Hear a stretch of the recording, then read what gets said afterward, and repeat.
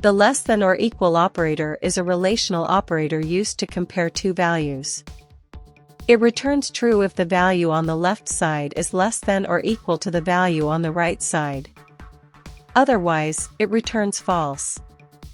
This operator can be used with numeric types such as integers, floats, and doubles. It also works with characters, where comparisons are based on their Unicode values.